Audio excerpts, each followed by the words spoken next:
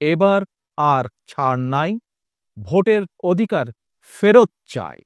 একজন গ্রেফতার হলে সঙ্গে সঙ্গে আরেকজন নেতৃত্ব দিন। গণতন্ত্রকামী প্রিয় জনগণ, আসসালামু আলাইকুম। দেশ এবং জনগণ আজ এক গভীর সংকটে। এর আগেও বিভিন্ন সময়ে বাংলাদেশ আরও একাধিকবার এমন নৈরাজ্যের অন্ধকারে নিমজ্জিত হয়েছিল।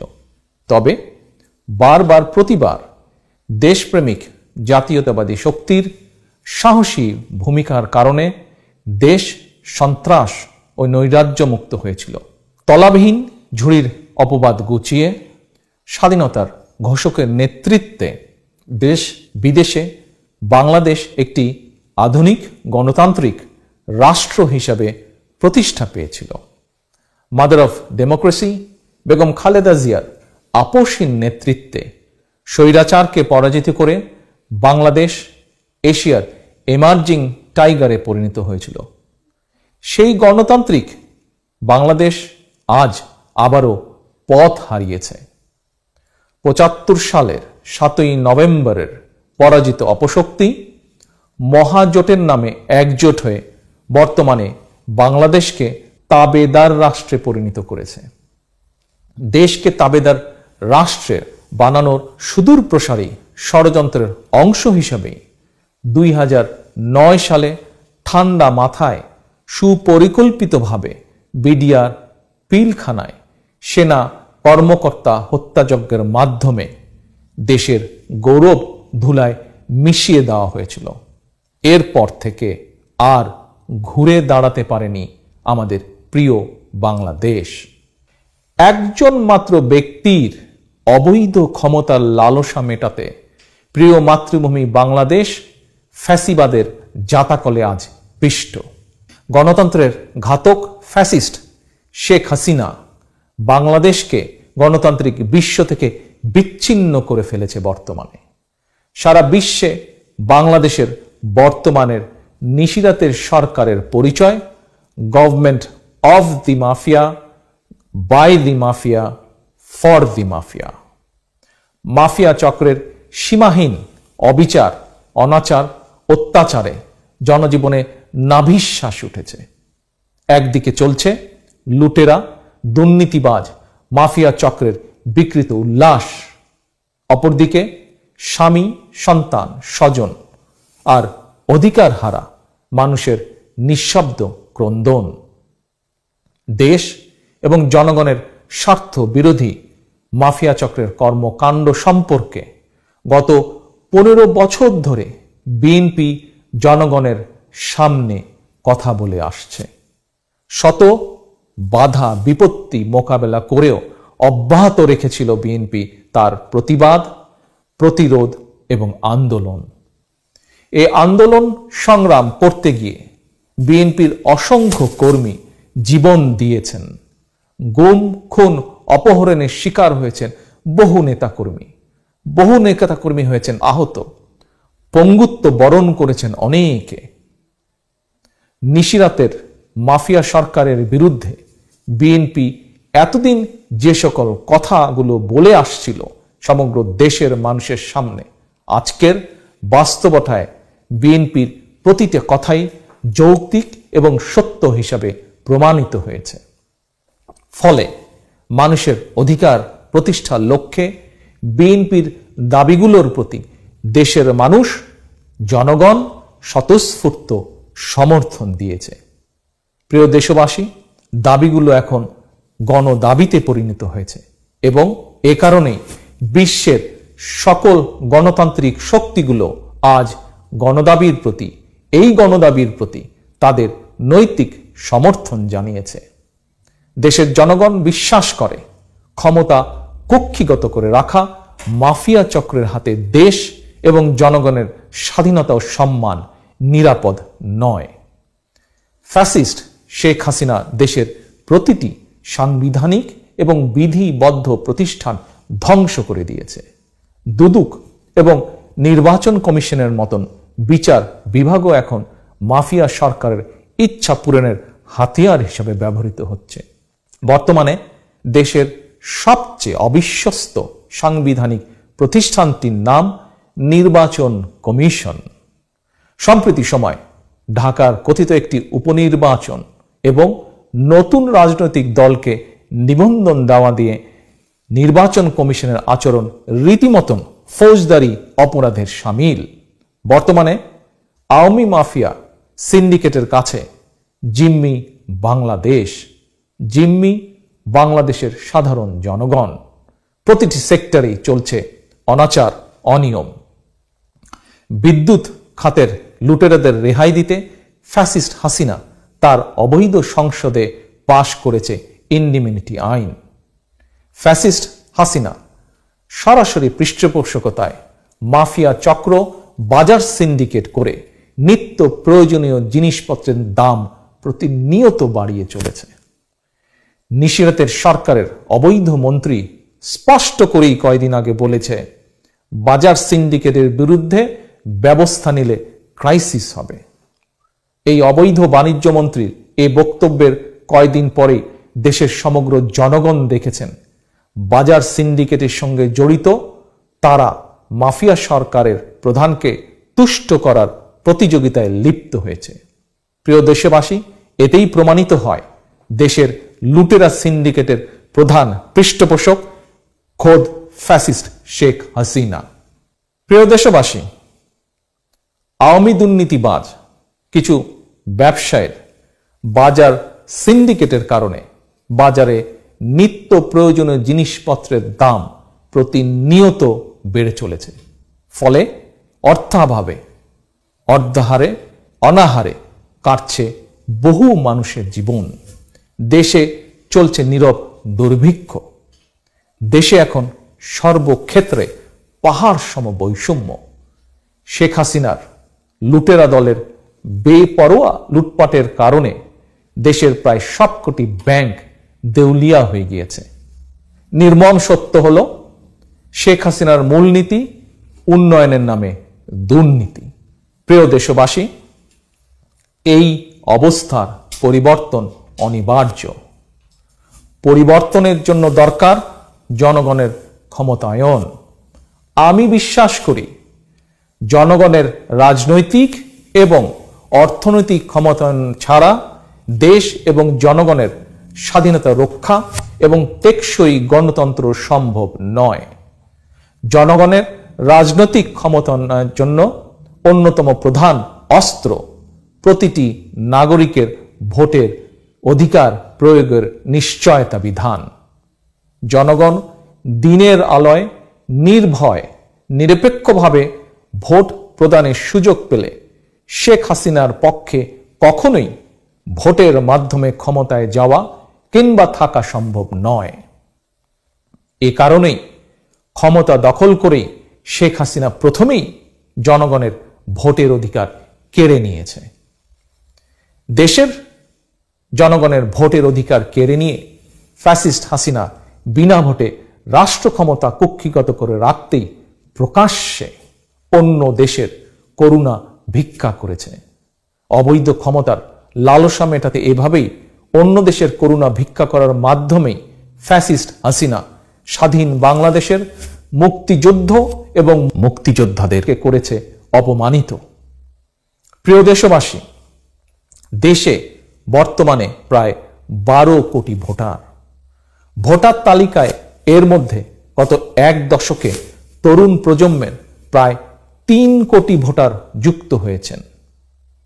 কিন্তু তরুণ প্রজন্মের এইসব ভোটারদেরকে গত কয়েকটি জাতীয় নির্বাচনে ভোট দিতে দেওয়া হয়নি। আজকের তরুণরাই আগামী দিনের বাংলাদেশ। অথচ জীবনের শুরুতেই এই তরুণ প্রজন্মকে মিথ্যাচার আর প্রতারণার সঙ্গে পরিচিত হতে বাধ্য করা হয়েছে। তরুণ প্রজন্ম জীবনের শুরুতেই দেখেছে তাদের ভোটের অধিকার কেড়ে নিয়ে রাষ্ট্র ক্ষমতা দখল করে রেখেছে এক মিথ্যাবাদী প্রতারক সরকার। ভোট ডাকাত মাফিয়া সরকার তরুণ প্রজন্মের সামনে লুটপাট, দুর্নীতি, মিথ্যাচার ছাড়া আর কোনো আদর্শ উপস্থাপন করতে পারেনি বলেই অন্যের স্বার্থ রক্ষায় কিছু তরুণ তাদেরই সহপাঠী আবরারকে নির্মমভাবে পিটিয়ে হত্যা করেছে। প্রিয় দেশবাসী, সুতরাং বর্তমান এবং ভবিষ্যৎ প্রজন্মের জন্য একটি আধুনিক ও নিরাপদ বাংলাদেশ গড়ার লক্ষ্যে বিএনপির আন্দোলন অব্যাহত রয়েছে। এই আন্দোলনকে সফল করতে নাগরিকদের লুণ্ঠিত ভোটের অধিকার পুনরুদ্ধারই বিএনপির প্রথম অগ্রাধিকার। লুণ্ঠিত ভোটের অধিকার পুনরুদ্ধারের চলমান এই আন্দোলনে বিএনপির অসংখ্য কর্মী হতাহত হয়েছেন। হামলা, মামলা, নির্যাতনের শিকারে পরিণত হয়েছেন আরো বহু। এই আন্দোলনে শহীদদের কাতারে সর্বশেষ সামিল হয়েছেন লক্ষ্মীপুরের সজীব। গণতন্ত্র, মানবাধিকার, ভোটের অধিকার প্রতিষ্ঠার চলমান এই আন্দোলনে শহীদদের মিছিল হয়তো আরো দীর্ঘ হবে। ক্ষমতা আঁকড়ে রাখতে ফ্যাসিস্টরা হয়তো আরো মরণ কামড় দেবে। প্রিয় দেশবাসী, জনগণের ঐক্যবদ্ধ আন্দোলন ইতিমধ্যেই মাফিয়া সরকারের ভিত নড়িয়ে দিয়েছে। দেশে যেমন ফ্যাসিস্ট সরকারের আয়ু কমতে শুরু করেছে, একইভাবে তাদের বিদেশে পালানোর পথও রুদ্ধ হয়ে আসছে। নিজেদের করুণ পরিণতি ঠেকাতে ফ্যাসিস্ট সরকার এখন ৭১ সালের মতো তথাকথিত পিস কমিটি গঠন করেছে। ৭১ সালে পিস কমিটি গঠন করেও হানাদার বাহিনী বাংলাদেশের স্বাধীনতা আন্দোলন দমাতে পারেনি। বর্তমানেও আওয়ামী পিস কমিটি দেশ এবং জনগণের স্বাধীনতা রক্ষার চলমান আন্দোলন দমাতে পারবে না। চলমান আন্দোলনকে চূড়ান্ত সফলতায় নিতে বিএনপি এবং গণতন্ত্রকামী সকল রাজনৈতিক দল আগামী ২৭শে জুলাই রাজধানী ঢাকায় মহাসমাবেশ আহ্বান করেছে। এই সমাবেশ, প্রিয় দেশবাসী, স্রেফ কোনো একটি রাজনৈতিক দলের ক্ষমতায় যাওয়ার সমাবেশ নয়। এই সমাবেশ ছাত্র, তরুণ, যুবক, নারী, শিশু এবং সকল শ্রেণী পেশার মানুষের জন্য একটি নিরাপদ বাংলাদেশ গড়ার সমাবেশ।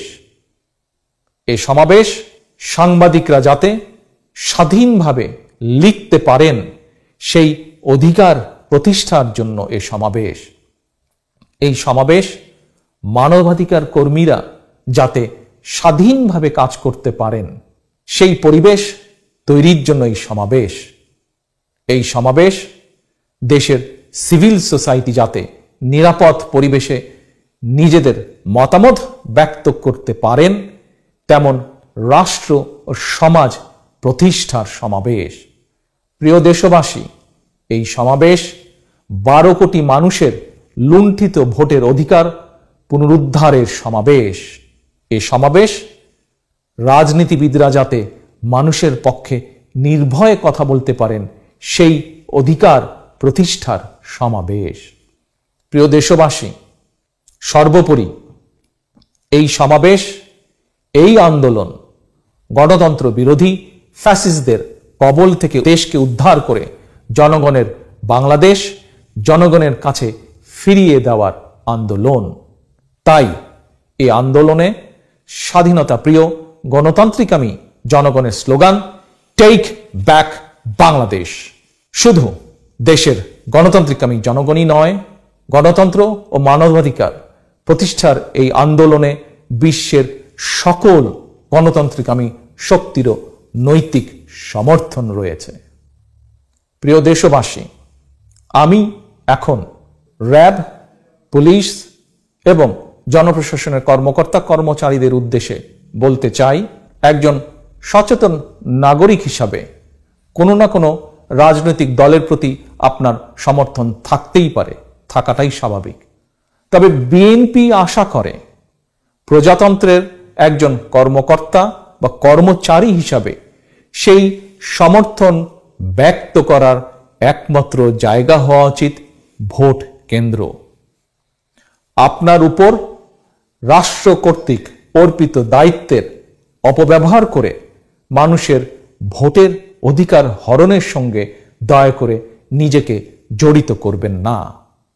আপনি নিজেই নিজেকে জিজ্ঞাসা করুন, ফ্যাসিস্ট সরকারের আমলে অনুষ্ঠিত বিগত কয়েকটি জাতীয় নির্বাচনে আপনি কি আপনার নিজের ভোটটি দিতে পেরেছেন? আপনার পরিবারের সদস্যগণ কি ভোট দিতে পেরেছেন নিরপেক্ষভাবে, নির্ভয়ে? পারেনি। আপনাদের কেউ কেউ হয়তো নিশিরাতে একাই একাধিক ভোটের বাক্স ভর্তি করে বর্তমানের ভোট ডাকাতদের সহযোগী হতে পেরেছেন, কিন্তু নিজের পছন্দের প্রার্থীকে ভোট দেওয়ার গৌরবজনক সম্মানটি অর্জন করতে পারেননি। সুতরাং জনগণের চলমান যে আন্দোলন, এই আন্দোলন আপনি যাতে আপনার নিজের ভোট দিতে পারেন সেই অধিকার আদায়ের আন্দোলন, এই অধিকার প্রতিষ্ঠার আন্দোলন। জনগণের চলমান এই আন্দোলন প্রশাসনের বিরুদ্ধে নয়।